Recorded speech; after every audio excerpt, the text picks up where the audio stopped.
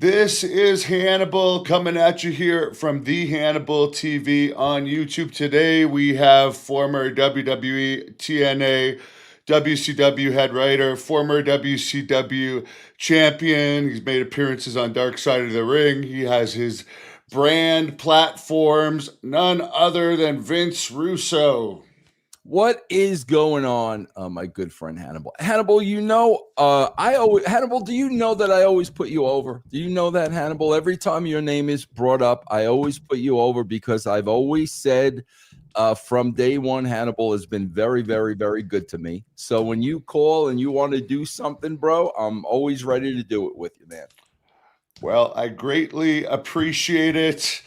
And I've told you before I actually knew you and researched it, I just went with the narrative. But I definitely changed my tune once my mind opened up. Uh, I have posted numerous interviews that you've done with John Paz, and actually one of the questions that the fans want me to ask you is, what's up with the scrunchies on your microphone? That's a great question, bro. I swear, Hannibal, I love the 60s. I mean, bro, you could see not where is she? I got Janis Joplin tattooed on my arm. I love the 60s. I should have been born in that era. I mean, I was born in 61, but I was a kid during the 60s. I love that era. I actually got this in Woodstock, New York. That's where this scrunchie is from. So I just put it on my microphone because it makes me feel a little bit more at home. Were you at the second Woodstock that they tried to do at one point? I think it was in the 90s or early Yeah, 2000s. no. I've seen all the docs and whatnot, but no, I was not there myself. No.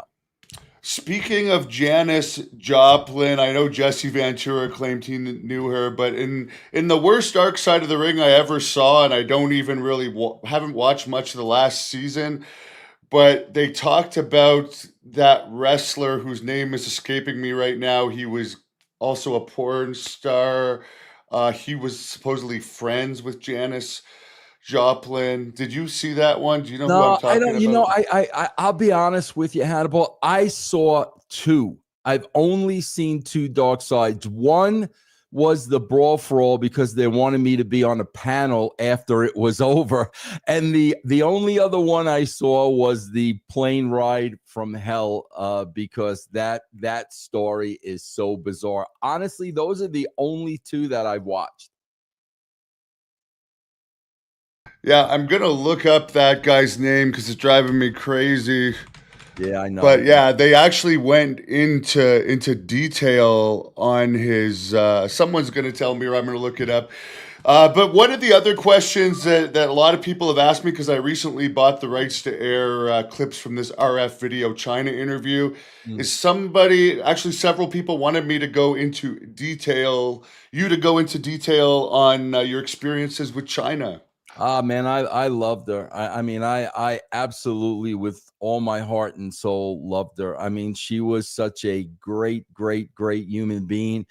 And Hannibal, listen, man, the wrestling business it's really, really, really tough, especially when you're on the outside looking in. And some people could handle that. Some people have the makeup to handle that. It was just very, very, very, very difficult for her. And I mean, I was in touch with her during the years where she lived in Japan, and man, she was just a beautiful, beautiful, beautiful soul. And I always say, man, the wrestling business killed Chyna. I mean, there's no question about that. She was fragile, man. She was really very fragile, as tough as she was on the outside, very fragile on the inside. And with what happened throughout her career, she just couldn't she just couldn't deal with it, man. I mean, that's really what it came down to. I swear, my only regret and the only thing I will never, ever, ever forgive the WWE for is, I know in those last days, she was calling the WWE, trying to get in touch with them, and nobody would answer her calls. And I honestly believe if somebody would have at least spoken to her and acknowledged her and treated her like this special human being that she was, who knows? Maybe she could still be here with us today. But the fact that nobody was answering her calls at the end, I mean, I'll never forgive them for that, because what would it have taken for somebody to pick up the phone and have a 5-minute conversation with her? Yeah. And Chris Colt was the wrestler I was mentioning. Okay. But as far as Chyna, when I posted this, she does talk about what happened with Triple H and Stephanie. And a lot of people are like, well, she could have just gone to TNA and her career would have been fine. You worked in TNA around that time, I think, that she was released. But you have an idea of what they were paying. Like, could they have even come close to paying anything like she was making for WWE? You know what, man, Hannibal, probably. The truth is, man, when I was working for TNA, I was not watching the WWE product at all. Bro, I'm not the guy that's on the dirt sheets reading all this stuff. When I'm working for a company, that's what I'm doing full time. I am focused on working for the company.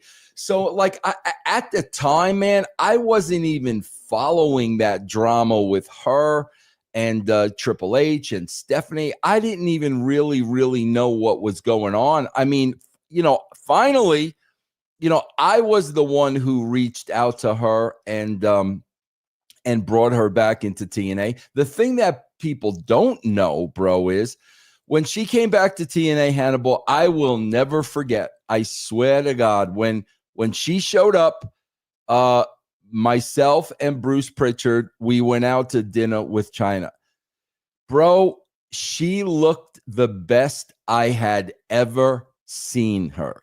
I mean, she was glowing. She looked beautiful. I couldn't take my eyes off of her. And I kept telling her, like, she looked great. And, we planned on doing something with her TNA long time. And then Pritchard found out, I guess she had done another adult film prior to signing with us.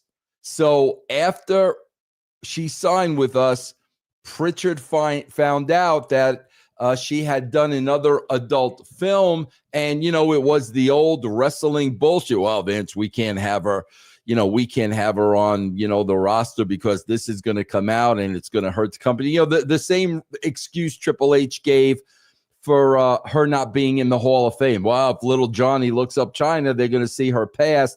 Yeah, bro, like Joni really wanted to go in the adult entertainment industry. She went in the adult entertainment industry because she had no choice. She needed to work.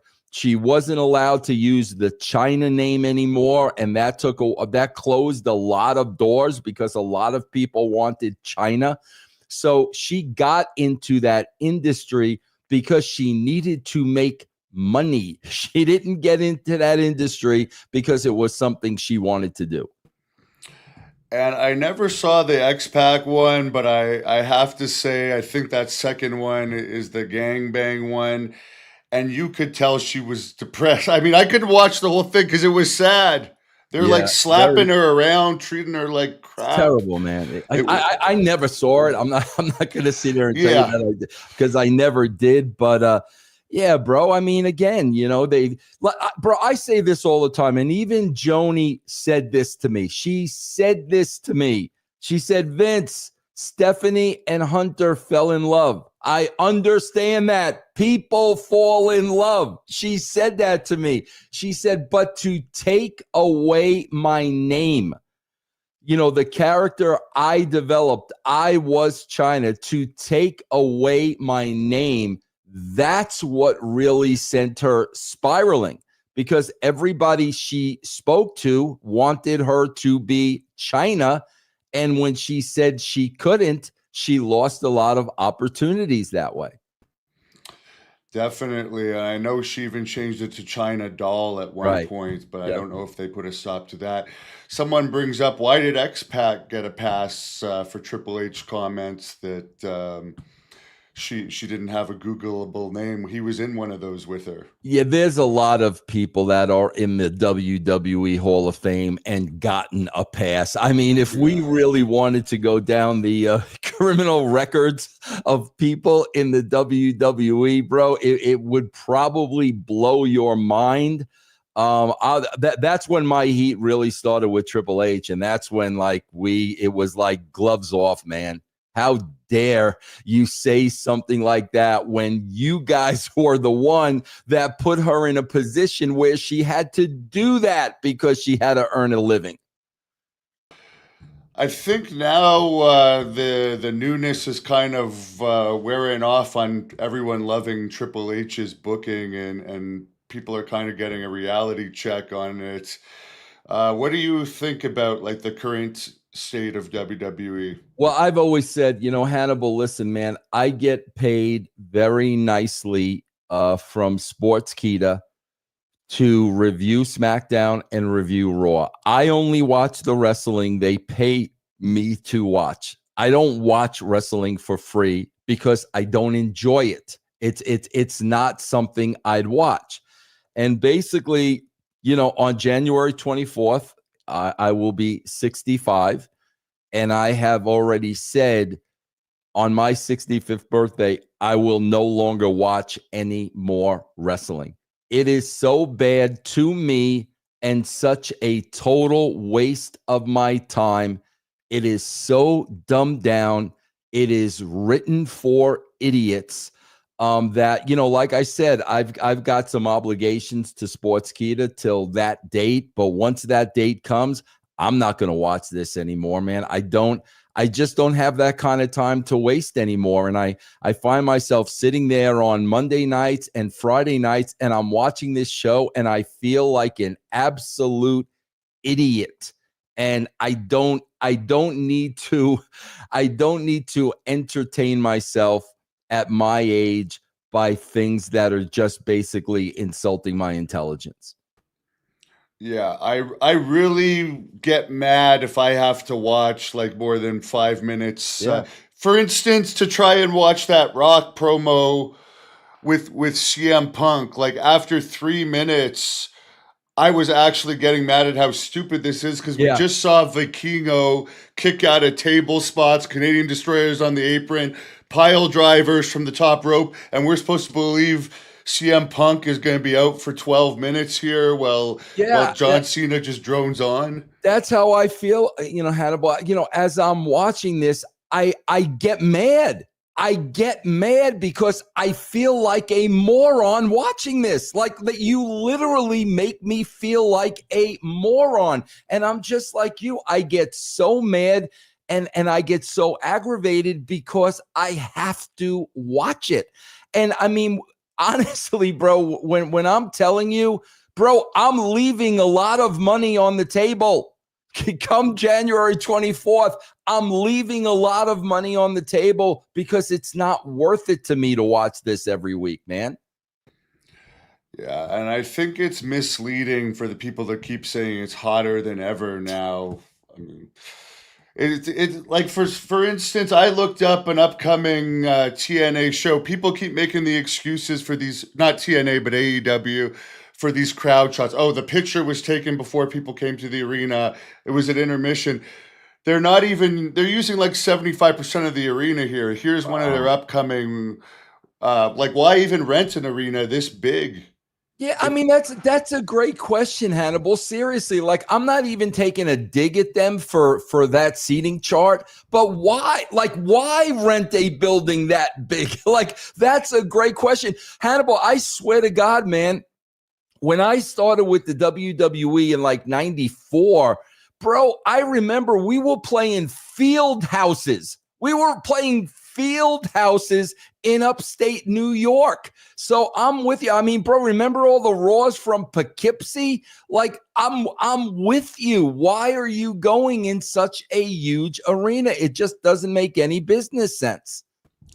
What's your opinion on their practice right now? And I guess it's Tony Khan's prerogative, but when someone's going to leave, they just don't use them for a very long time, so they don't get any new wrestlers over by like making them put other people over, and then they go to WWE kind of hot because people miss them. Yeah.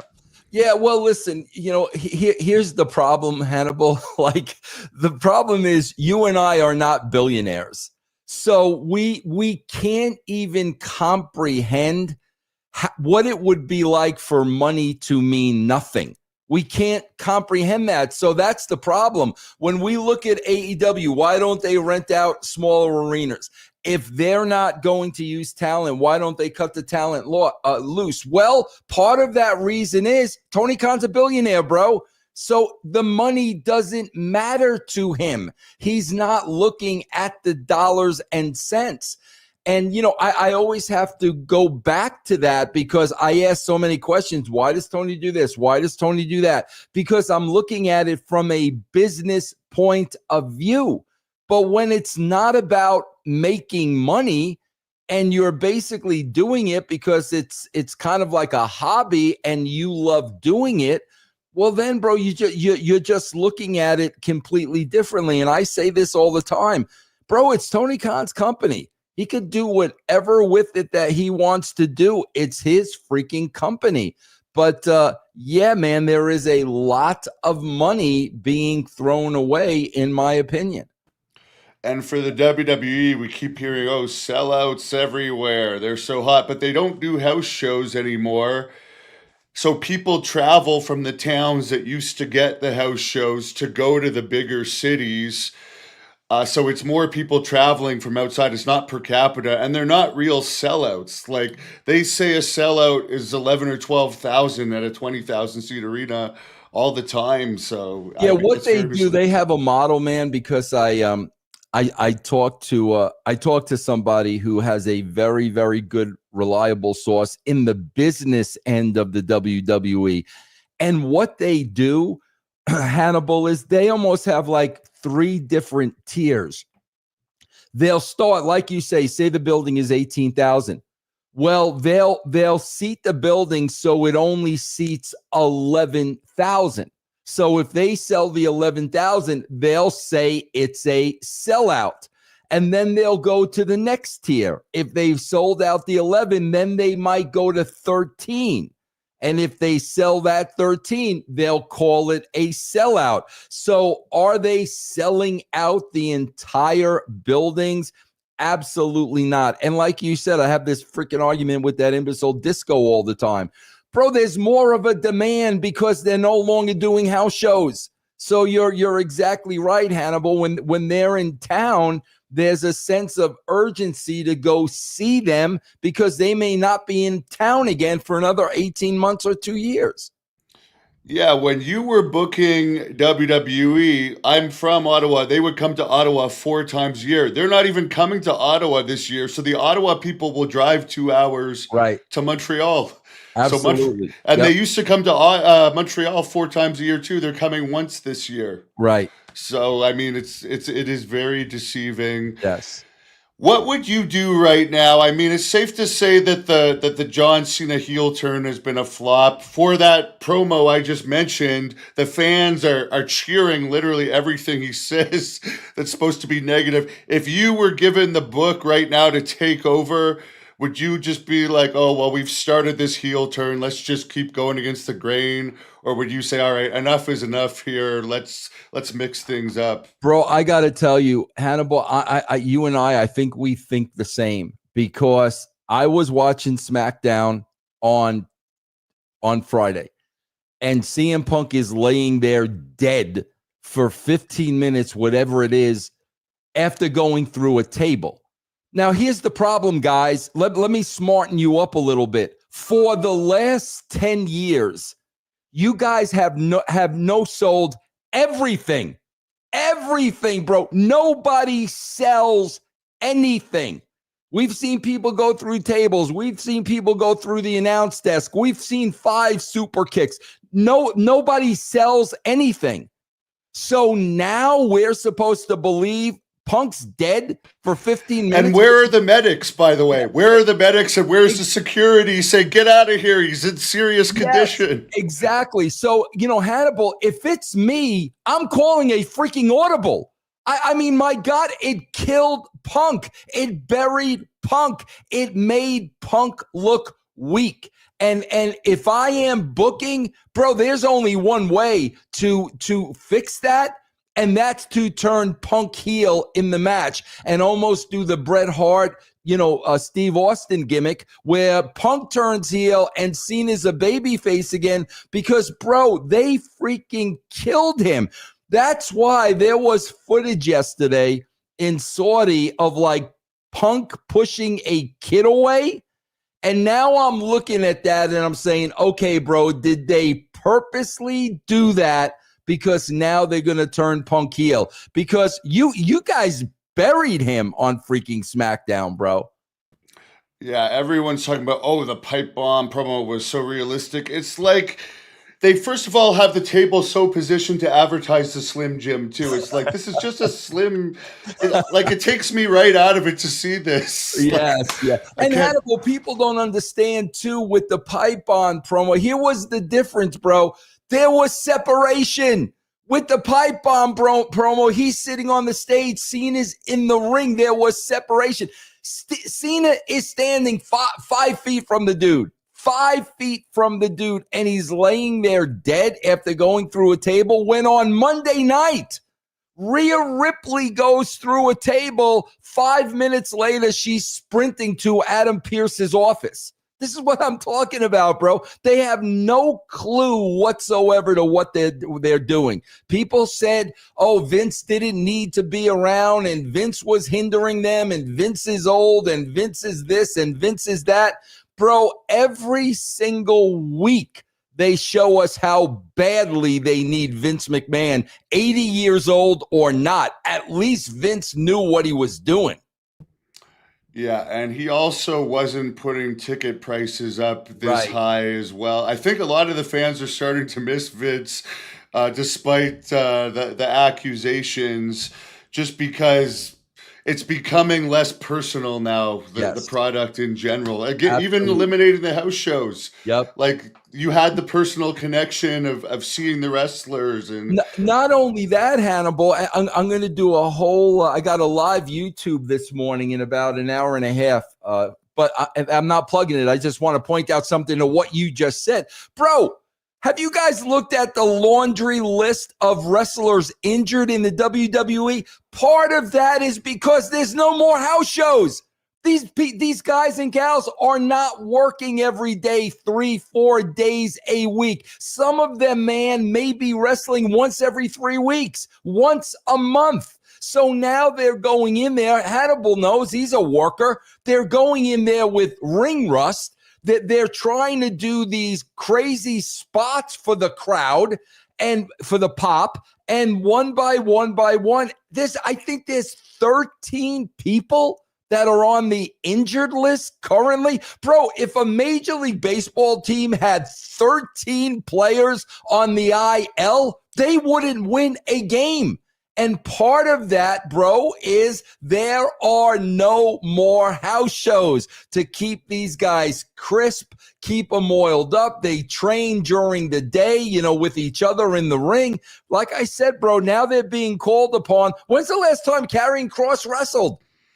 Now you're being called to wrestle once a month. Do you know what the chances of injury are? Do you know how much they increase?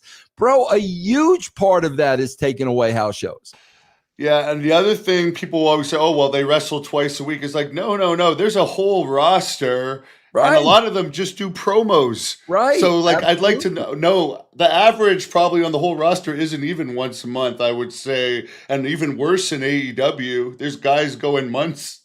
Right. And bro, you're a worker.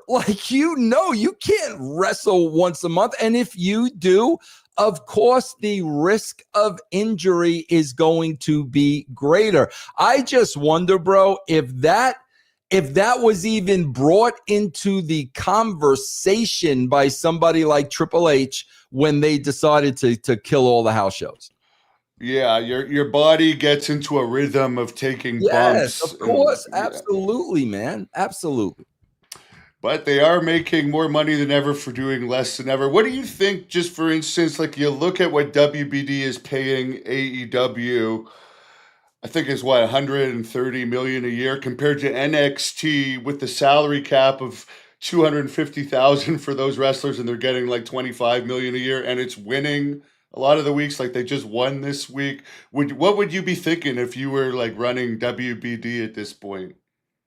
I would just, well, bro, that's the thing. And let's not forget, people have a very, very hard time separating this. Okay. Let's not forget, guys, that yes, they are making money hand over fist. I never deny that. They are making a lot of money. Bro, that doesn't mean that the product is good. Sporting teams make a lot of money and they could put a shitty team on the field. The Colorado Rockies, bro, believe it or not, I live in Colorado. The Colorado Rockies make money. They're not losing money. The team stinks. The thing is, though, here's where they're smart, Hannibal. Content is king.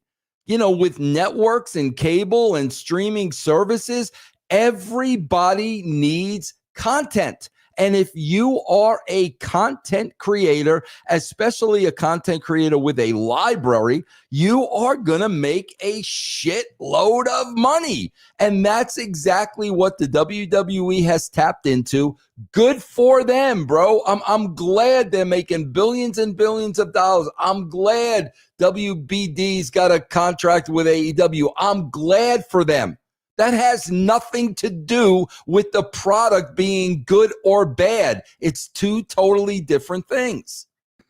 Yeah, there's more revenue streams than ever. Even WCW didn't have those big media rights Right. deals. I mean, to me, WCW at its worst was still more watchable than No AEW. doubt, bro. People can say whatever they want about my WWE run. You watch my WWE run and you watch what the WWE is putting out today. What they're putting out today, bro, couldn't wipe the ass of what I was writing at WCW, bro. I don't care what anybody says. Everybody was involved. There were storylines, there were characters, there was something going on all the time. All WWE programming now is a house show. That's all it is. It's the same show every single week. They're just repeating that show in a different town. That's all it is. And it's as boring as shit. Yeah, I mean, I don't even want to know the card. If you tell me there's going to be 4 matches in a 3.5 hour pay-per-view, Right. I'm just like, why would I torture myself with this? Exactly. It's like, I swear to God, seriously, it's like, Hannibal, I cannot, when you look at the schedule of wrestling, there are people that are watching all of this. All of it, NXT, AEW, Evolve, the new unscripted show. There are people watching it all. And I'm like, my God, like, do you people literally like not have a life? How in God's name can you consume all of this wrestling, especially when none of it is very good, to be honest with you? And that's why, man, the marks today in the freaking crowd that are singing and carrying on like jackasses, bro, I wouldn't go to a house show. Forget about it costing $5,000. And they're in their 40s doing this. Bro, I don't think I would go to a WWE house show if you gave me $5,000. I'm being totally honest. I don't think I would not want to be around those people. And these people are paying $1,000, $2,000, $3,000 to go to these shows. It's freaking insanity, bro. Yeah, the coolness factor isn't there because I remember back in the Attitude Era, you'd go to the gym or you'd go to school. People are imitating The Rock. People are imitating Austin. People are talking about what was happening. I just don't. The only time I saw that recently was a year and a half ago when The Rock came back. People were Right. watching and Yep. talking about it again, but I haven't seen any of that since then. Yeah. Bro, when's the last time you saw a wrestling T-shirt in public? I can't remember. I can't either. Hannibal, I swear to you, bro. Here's where I knew the WWE was over. Hannibal, listen, unlike McAfee, okay, when I worked for Vince, there were no days off. None. Zero. So I was working 24/7 every single day. I was able to get one day off. One day off I was able to get, and I took my family to Universal Studios. Bro, when I went out in that park, I swear to you, Hannibal, 1 out of every 3 or 4 people had an Austin 316 T-shirt. And when I saw that with my own eyes, I was like, holy shit, like I had no idea. I cannot tell you the last time when I went out my door, I saw somebody wearing a wrestling shirt. Anybody's wrestling shirt. And if you do see somebody wearing a wrestling shirt, what's it going to be? It's going to be Austin 316, it's going to be The Rock, or it's going to be the NWO. That's what you're going to see. I have never, ever seen a Bloodline T-shirt. You see the Warrior and Macho Man ones, though, sometimes. The Macho Man with the glasses, you see that all the freaking time, bro. But that's like in the Attitude Era, someone come in with a Luthez shirt. That just wouldn't have happened. Like, I like Goldberg. I'm happy he's coming back. I don't think this is going to be very good. I don't want to see him against Gunther. But, like, you wouldn't have brought back Buddy Rogers. That would have been like bringing back Buddy Rogers in the Attitude Era. I always say, this is what I say, Hannibal. Who are they bringing back in 10 years? What, they're going to bring Johnny Gargano back in 2035? Johnny Gargano is going to make a return. Think about that, bro.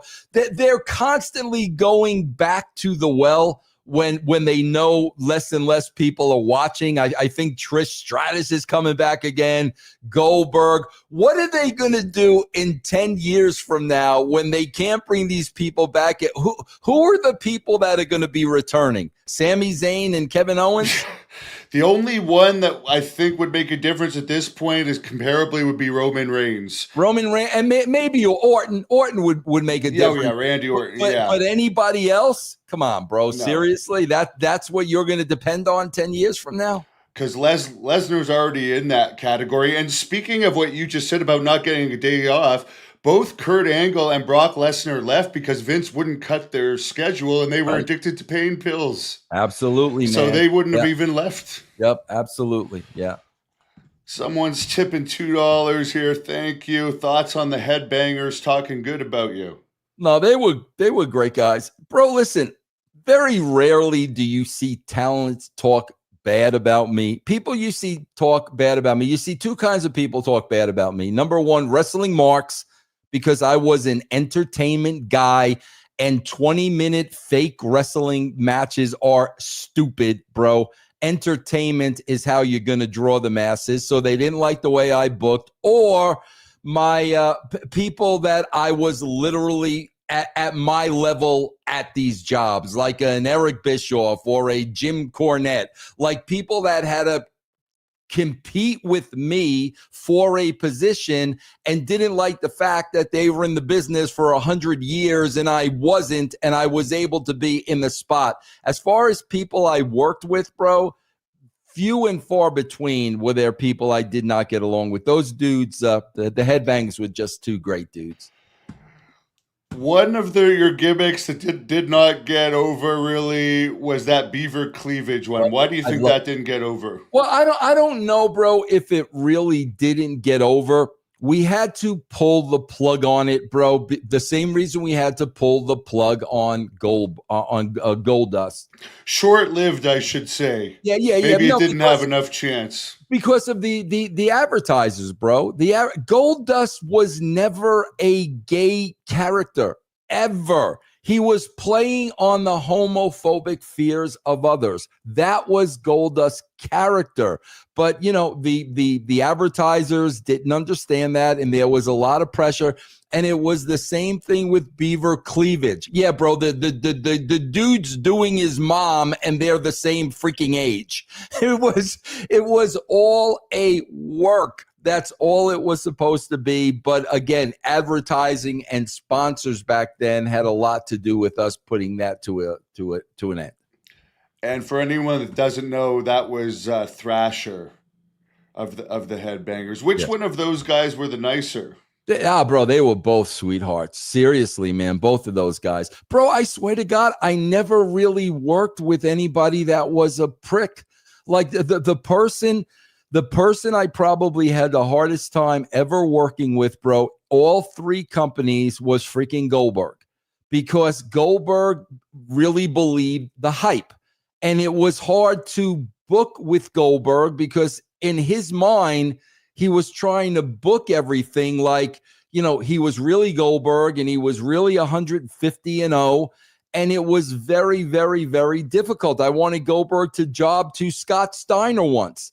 And we literally had to fly him and his agent into Atlanta so Brad Siegel could tell him.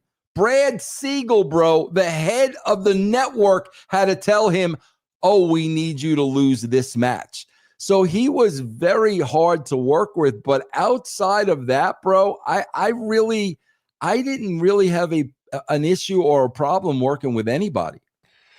Speaking of, you said you don't like long matches and Goldberg. It's looking like they're probably going to not have a short match with Goldberg's retirement match here because it's against Gunther, who's now the secondary champion. Unless I wish this would happen, that Goldberg would just come in, take the title, and then get rid of that stupid secondary belt. But that's not going to happen. Right. But like, how can they make that work? I think Gunther's like skinny. It's not really that believable for him to beat Goldberg. To the Goldberg fans that buy into the Goldberg character, I think they'll be disappointed if it turns into a long match where Gunther wins. Man, Hannibal, I'm with you. I don't know how it could turn into a long match. Listen, man, Goldberg's in great freaking shape. Goldberg is 53 years old, though, I think. The dude's in great shape. There's no question about it. The longer the match goes on, the more you're going to expose the guy. And I am a firm believer in protecting your talent. I don't know how they could possibly make that match go long, bro. But, I can't figure out a lot of things they do these days. How would you book it considering they've I would have just put him against Cross or something and just had the squash that everyone wants to see. And I'm not saying that's bad against Cross, but Cross was chirping him a bit on social media. And I thought that might have been where they were going to go. But like, how would you book yourself out of this mess without pissing off the fans? And I can't see Goldberg really wanting to do a clean job to this guy unless they pay him like so much money that he's just not. Yeah, especially if this is going to be a retirement match. I mean, I can't understand. I can't believe he's going to do a retirement match and go out losing to a guy who lost to Sami Zayn. I mean, Goldberg. They killed his heat with that, and even Braun Breaker. They put Zayn over Breaker, and where's Zayn now? He's fallen so far down the card. Hannibal, here's one thing that never happened when I was writing, and it never happened with any company I worked with. Bro, I didn't play favorites, okay? Like, if you drew ratings, you were on the show. It's that freaking simple. Bro, you look at the WWE, it is so clear who's boy and why they're on the show and why they're in spots that they have no business being in. It is crystal clear. J.D. McDonough is in the Judgment Day because he's Finn Balor's boy. Finn Balor is Shawn's boy. Lyra Velcro is in the WWE because she's Becky's friend. It's as clear as day. That never, ever, ever happened when I was writing. If you drew ratings, Sable, for instance, if people were tuning into television to watch you, then you're on the show. There are so many people on the show now that are just freaking channel changes. Dutch Mintel, my good friend Dutch would refer to them as good little hands. Well, let me tell you something, bro. Good little hands are a dime a dozen. Good little hands should not be on primetime television. That reminds me of last week. Out of nowhere, Sasha Banks announces that she's boyfriends with this Beast Mortos guy that to me is just like your typical low-card Mexican wrestler. Suddenly he's teaming with Moxley and all these guys in a feature match. Like, what the hell? Yeah, that's it. Bro, I see it all the time. Because I'm like, why? How in God's name does Johnny Gargano have a spot? Well, Shawn Michaels loves Johnny Gargano. It doesn't matter, bro. That what matters is the viewing audience. What matters is the masses. That's what you have ratings for. That's what you have minute by minutes for. Those minute by minutes tell you who they're tuning in for and who they're tuning out of. It tells you that. And if you just go by those numbers and you keep putting in more and more and more of the people they want to see, that's how your ratings are going to grow. But that's totally ignored today because we're playing favorites. What do you think? It came out yesterday, and I'm not even a Keith Lee fan, but I admire him for not bashing AEW like some of them. He's smart enough to say, oh, he's just waiting his time, but it comes out that he's actually been healthy all of 2025. He's just sitting on the bench. Like, do you think that like they should figure him in somewhere, or and what do you think of his attitude? What attitude should those guys have? Just okay, let's make the most of it and enjoy the gravy train. Yeah, listen, Hannibal, you're one of the boys, bro, and you freaking know wrestlers have a shelf life, man. You have a shelf life. You can't do this forever, and as a matter of fact, the shelf life is very, very short. So if I'm in my prime and I'm not being used for months and months and months, now you are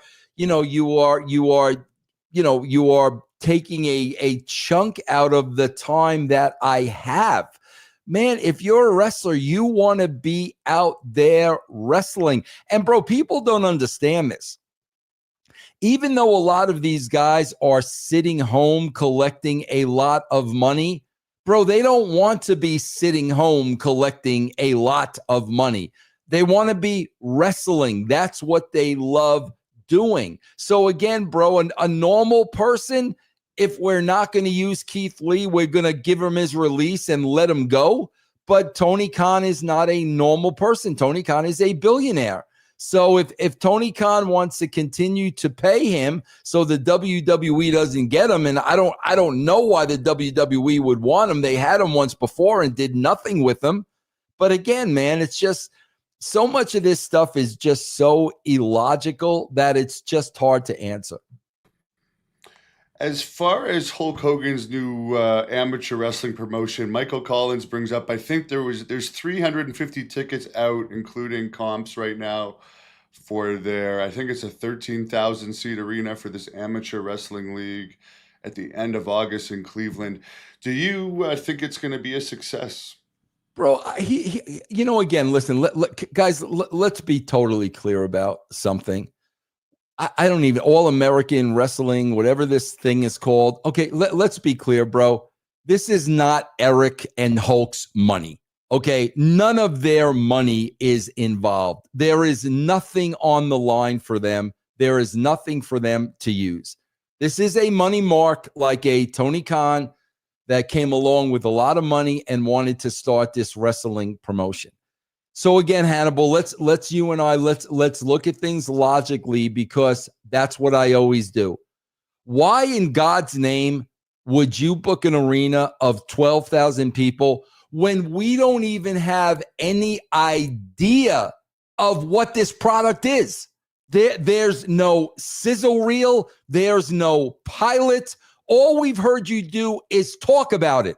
We have no idea what it is. We have no idea who's in it. None of the people, nothing.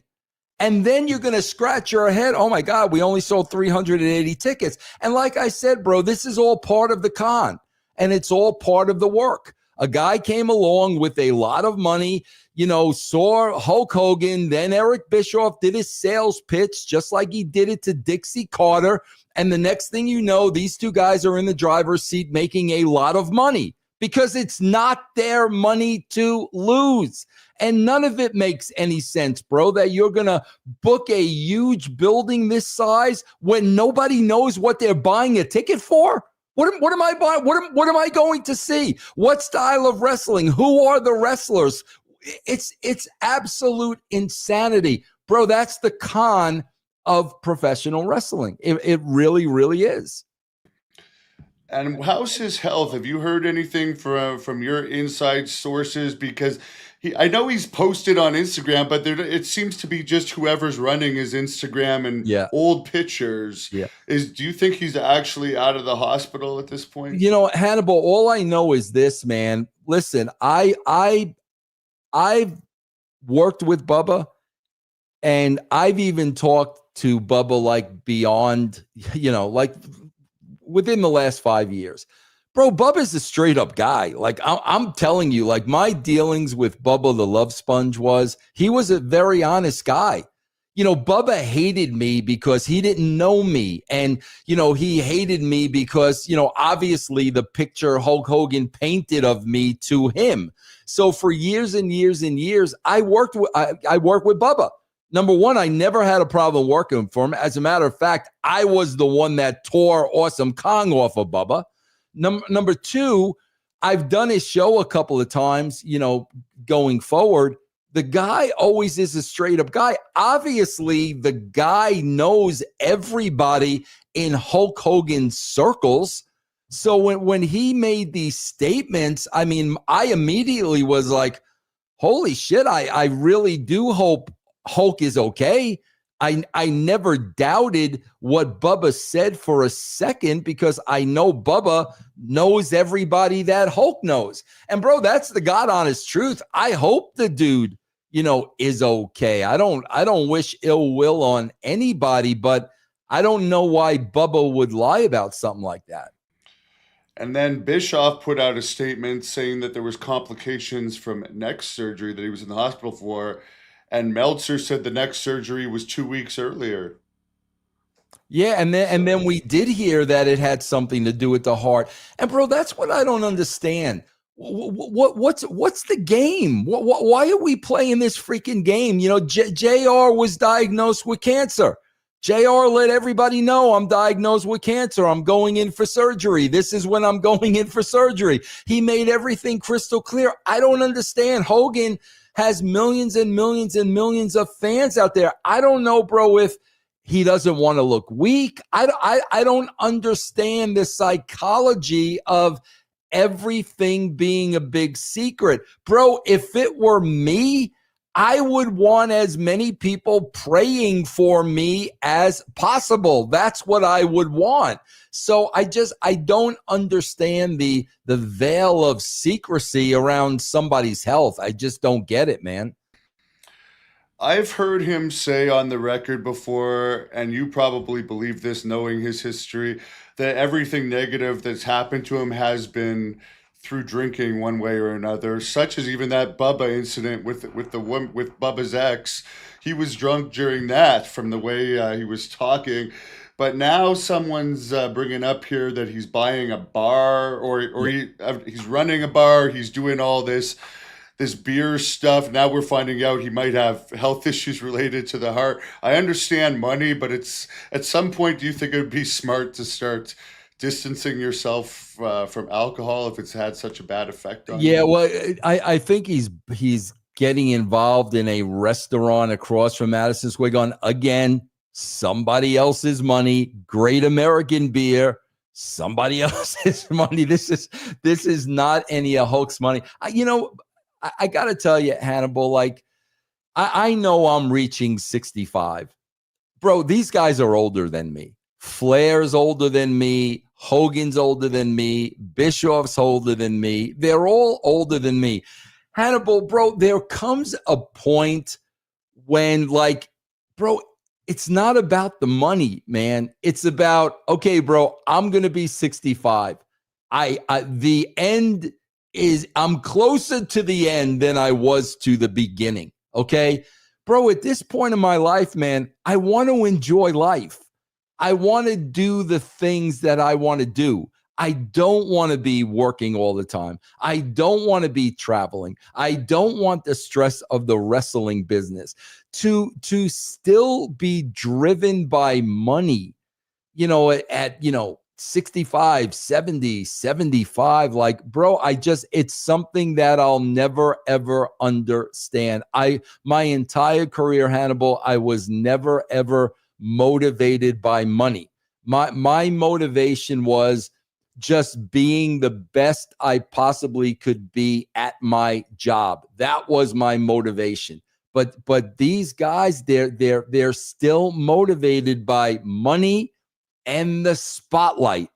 And I'm like, my God, bro, if I had Hogan's money, I would buy an island somewhere and you would never, ever see me again.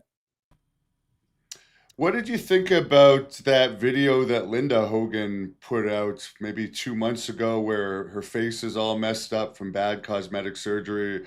She's crying, saying that the daughter doesn't talk to her and she hasn't seen the kids and stuff. And then Brooke came out as the voice of reason. And I guess she is legitimate, the most credible person of the main family there, and basically kind of laid down the law that the mom was lying and Hulk's lied about some stuff, and she just wants them to not have any more contact with her anymore. Bro, that is exactly what I am saying.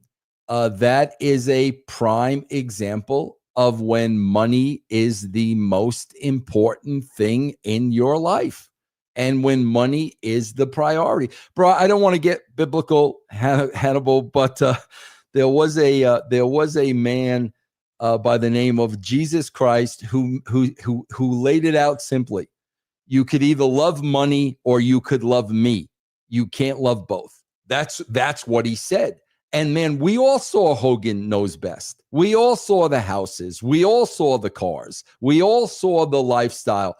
That was their priority. Money was the priority. Fame was the priority. And unfortunately, 9 times out of 10, man, when you are driven by money and money is your God, this is where you're going to end up. Bro, I never made a lot of money in the wrestling business. I was a writer. I didn't make what these guys freaking made. Not even close. I'm 65 years old, bro. I'm perfectly freaking happy. I don't need big houses and big cars and this, that, and the other thing. But man, when you're driven by money, it's a whole different ballgame.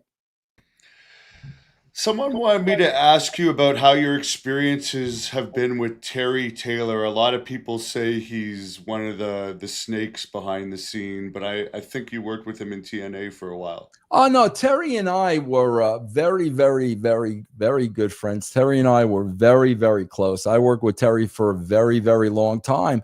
But guys, you got to understand, if you're going to be in the business that long, you got to know how to play the game, and you've got to be one of the best politicians in the game. You know, why do you think, I mean, bro, when you look at people like Pritchard and Michael Hayes and Paul Heyman and Terry Taylor, bro, they're around because they're the best workers in the game. They're the best politicians. Triple H too, bro. And that's the level you have to be at. And, you know, like, bro, I know I could name you 100 people like me, Stevie Richards, you know, Disco Inferno, Al Snow. Bro, there's a lot of good people that are just not going to do that. We're not going to sell our soul for the devil to have a spot in wrestling for 50 years. It's not that important to us. We know there are other things in life. But if when you see people in the business for that long, you know, bro, they are the best politicians in the game. And Terry is a friend, but Terry is also a politician. And he's still working for WWE. Yep. But even Billy Graham told me towards the end that he even had a bad interaction with him after a while. But everyone has different. Yeah.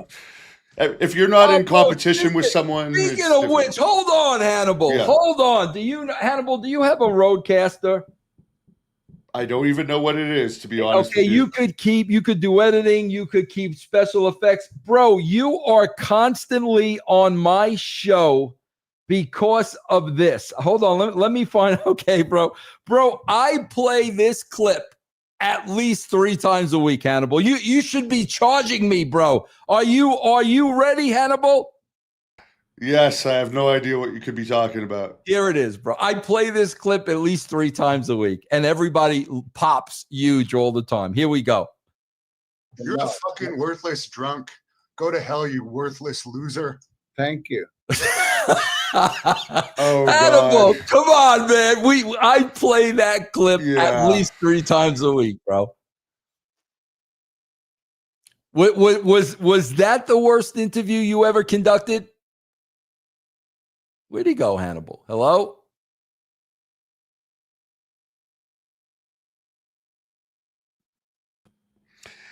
Yeah, I got kicked off somehow there, but Bro, was that far and away the worst interview you were ever a part of? Because what people probably don't know is he actually kept delaying. So when he finally came on, it was like 2.5 hours later.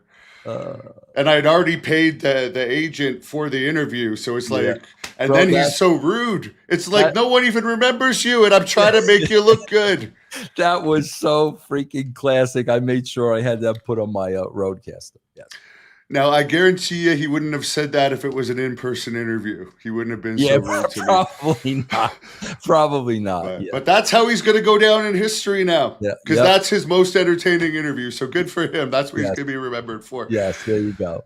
And the last thing here for Cody Rhodes, it was in the news yesterday. I guess he's publicly saying now he thinks it's time for him to go heel. Like, what do you think of this climate here where baby faces that are supposed to be like top baby faces are like trying to talk about switching sides publicly now? Like, what if Hogan had done that before Bash at the Beach? Well, I mean, again, man, they're coming out with that show on Netflix where they're going to bring us into the writer's room. See, bro, here, this is why all this is happening, Hannibal. Let me explain. This is why all this is happening. We're going to go into the writer's room now. Ticket prices are freaking through the roof. There are no more house shows. This is why all of this is happening. TKO is not a wrestling company. They're an entertainment company. So to them, putting a camera in a writer's room is no big deal.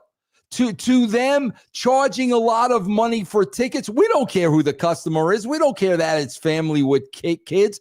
This is all free enterprise, big business. That's why you're seeing all these things. With Vince McMahon, it was the wrestling business, and it was the families, and it was kayfabe. It's not the wrestling business to TKO, man. And that's why you are seeing these changes. And that's why, bro, I keep saying this over and over and over and over and over again. Eventually, they are not going to need Triple H. And as soon as The Rock feels like he wants to take over, Rock is taking over. Rock is Hollywood. Rock is entertainment. Rock is buddies with these guys. Rock has known Ari Emanuel for years and years and years. And the more and more and more they become an entertainment conglomerate, the more and more and more the wrestling goes away. And that's why I honestly believe, without a shadow of a doubt, Triple H's time is sooner than many people think. He will be the scapegoat, and it's just like WCW. When it started to get bad, it was still doing okay, but after a couple of years, you couldn't fix it. And right. I think it's going to be, they're turning people off, and eventually it's going to catch up with them. And I don't think the oversaturation of Mexican wrestling is going to help long term. I don't either. Bro, I am so confused. Like, bro, I swear to God, when you're watching the show on Mondays and Fridays like I watch, and you can't even keep track of, okay, bro, so what's on Saturday night's main event and what's on the pay-per-view, and you don't even know what matches are on what shows. That's how oversaturated it is. But again, bro, let's just say it again. They're making money hand over fist. But what I say, bro, is kind of what Hannibal just said. Bro, when you're churning out bad content, bro, sooner or later it's going to catch up with you. I don't know how long. It could be 5 years. I don't know. But if you keep churning out bad shows, bro, it's going to catch up with you. It's got to catch up with you. And we keep hearing the acrobatics is the best wrestling. Well, you can only see it so many times and it gets boring. It's great the first time, the second time. Yeah. And what do they have to do, Hannibal? They got to keep raising the bar, raising the bar, raising the bar. You are a worker. You know, bro, the more times you raise the bar, the more chance for injury. The odds keep going up for injury. And like I said, there are 13 people on the injured list in the WWE as we speak. And just because you mentioned it, just a quick comment about that WWE Unreal is pulling back the curtain more. I mean, there's no doubt people will be interested in that show, but is that really going to help things? Like overall, I don't know, bro, because you keep doing this and then you want us to believe that Punk is dead through a table for 15 minutes. The more you keep showing us this, the more people no sell, the more there's no longer finishing moves in wrestling. Then we know everything we're watching is absolutely fake. And if they were good at it, that would be one thing. But I mean, my God, Hannibal, you're a worker. How many times do we see top guys throwing punches like women? Yeah. How many times do we see top guys don't know how to throw punches? Yeah. And even The Rock coming on the same YouTube channel where Cena's heel turn just happened like 20 minutes later saying what a great work that was. It's like there's you have to be able to suspend your disbelief a little bit. Absolutely. Bro, you know what the funny thing is? I swear to God, Hannibal, I also got him tattooed on my body. I'm a huge John Wick fan. Oh, yeah. Bro, I can watch John Wick and believe everything I'm seeing. As ridiculous as those fights are, I believe them. Bro, I watch these wrestling shows. I don't believe anything I see. It is all phony. Doing cartwheels and tumbling forward and all this cooperative moves. Like, give me a break. Yeah, your average person is going to be like, this is fake. This looks stupid and fake. The average person like you and me are going to look at this and say, okay, bro, so if you get in a bar fight, this is what you're going to do. You're going to roll across the bar and then pop up and punch somebody. That's what you're going to do in a fight? I wouldn't want Will Ospreay on my side in a bar fight. Yeah, that's a great point. I'll take Harley Race any day, but you want to let the fans where they can follow you. Yeah, guys, I'm offering a special offer right now. And the reason I do it, man, is for you to sample us, man. If you have never been a member of Russo's brand, you can go to patreon.com/Russo TWC right now. Get a free week of the brand. And if you like it, bro, tiers start at like 75 cents a week. So it's very inexpensive. Patreon.com/Russo TWC. Some fan just tipped $5. This is an easy question. This didn't have to do with the quality of the match, right? This was Buff's backstage attitude, right? Oh, yeah, absolutely. Yeah. All right, sir. Well, it's a pleasure hearing from you. You're definitely underrated. one of the greatest heels of all time, 100%. I will give you that every time, and people will just get mad at me when I say that, which just shows that you have heat. But I'll let you wrap this up. Bro, people like literally still hate me 25 years later because they honestly believe I'm that guy. And bro, that's fine. I guess I did my job.